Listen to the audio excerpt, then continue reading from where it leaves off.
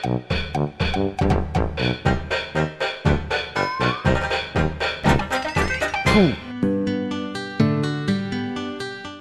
მშვიდობისა. მოგზაურობა ეს ხომ ზოგისთვის ჩვეულებრივი მოვლენაა. სამსახურებული მოვალეობა ან უბრალოდ გატაცება და აუხდენელი ოცნება. თუ მოისმენთ ყურადღებით, მე დაგეხმარებით მარშრუტის დადგენაში, რომელიც თქვენს გარეშეს განგებამ და ვარსკვლავებმა უკვე შეადგინეს.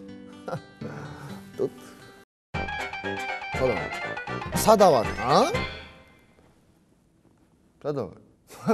ბოდიშით ცოტა დავიკარგე და ვიპოვე ჩემი თავი. ვერძებისთვის არაბული ქვეყნები საუკეთესო ადგილია დასვენებისთვის. მაროკო, ეგვიპტე, საუდის არაბეთი, მწველი მზე და მცხუნვარე ჰაერი თქვენს ტემპერამენტს და ჯიუტ ხასიათს გაანეიტრალებს. კუროებს ხოლო დასვენება და მოგზაურობა არ ყოფნით, ისინი თავგადასავლების მოყვარულებიც არიან. პარაშუტით გადმოხტომისას სულ არ წაგძლიოთ და არ მოსინჯოთ ბედი. თუ არ გახსნით, ის მოხდება, რაც ახლა გაიფიქრეთ. თავქარიანი ტყუებისათვის საუკეთესო ადგილი იქაა, სადაც ბევრი ცარიელი სივრცე და ნაკლები შენობებია. სადაც ცხოვრობენ საინტერესო ადამიანები, ბევრი უცნაურობებით და სადაც ყოველი დღე განსხვავებულად თენდება. ნეტა სად არის ასეთი ადგილი? მე კი მეგულება სადღაც იქით გალაქტიკაში. მესმის? ვეღარა მოვისუნთქე. რა საუცხო. კირჩხიბის შორს არსად წავა. ამიტომ ისევ ქობულეთის ზღვას ან ბაკურიანის მთას მიაშურებს. რამდენი ფულიც არ უნდა გქონდეს, ურჩევნია 5,000 დახარჯოს აქ, მშობლიურ მთაში და საკუთარ ქვეყნის ეკონომიკაში შეიტანოს წვლილი, ვიდრე უფასოდ დაისვენებს თუნდაც მეზობელ თურქეთში. ლომის დასვენებისთვის იტალია, ესპანეთი, ბრაზილია და ასეთი ცეცხლოვანი ქვეყნებია იდეალური. განაპირთება იქ, სადაც ბევრი თავისნაირის პოვნას შეძლებს. მას არტისტული და აქტიური გარემო სჭირდება. თუნდაც ისეთი, როგორც ჩვენს ქვეყანაშია. ისე რომ იცოდეთ საქართველოს ლომის ნიშნის ქვეშარი დავადებულია. ქალწულს აუხდენელ ოცნებად აქვს ქცეული სანაპირო თეთრი ქვიში, შუშის გამჭირვალე ქოხით თეთრი ფარდებითა და ჰამაკებით. სოჩი. სადღაც კუთხეში აუცილებლად დგას სარეცხი მანქანა, მათეთრებილითა და სარეცხი ფხვნილით.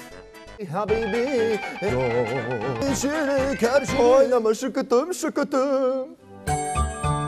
სასწორებს სჭირდებათ ადგილი, სადაც დაისვენებენ, განიტვირთებიან და კიდევ ერთხელ იგრძნობენ, რომ ცხოვრება ზეიმია. თორემ შეუძლიათ ეს გარემო მეზობლის ბაღშიც კი მოიწყო. განსაკუთრებით მაშინ, თუ ვერ გადაწყვეტენ საფრანგეთში გაემგზავრონ თუ იტალიაში. ამასობაში კი შვებულება ამოეწურებათ. როგორი მერყევი. მორიელი წავა იქ, სადაც არც წასვლა ამარტივი და არც დასვენება, მაგრამ ყველაზე კარგად დაისვენებს. შეუძლია სიმყუდროვე მცირე ზომის კარავშიც კი მოიწყოს. მთავარია უნდოდეს და სყუროდეს ეს გარემო. მას ყველა ქვეყანაში სიხარულით ხვდებიან და უფრთხიან, რადგან შეხვედრის თანავე გრძნობენ, რომ მორიელია.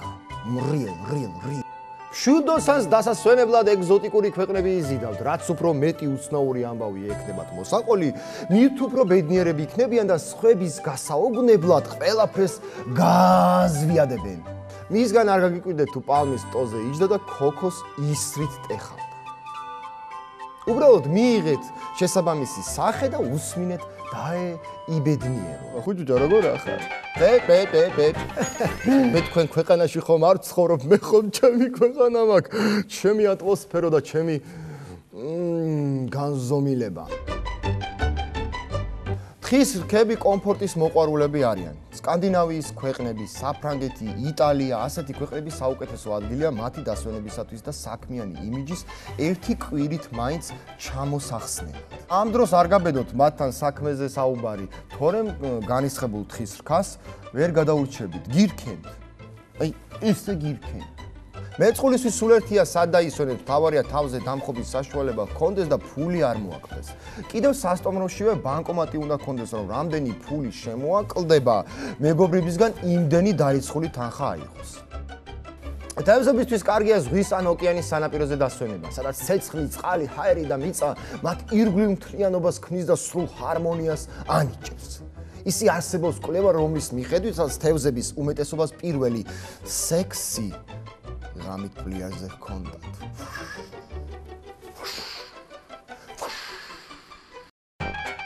სახში ხო დაიჭირება თუ? სოჩი.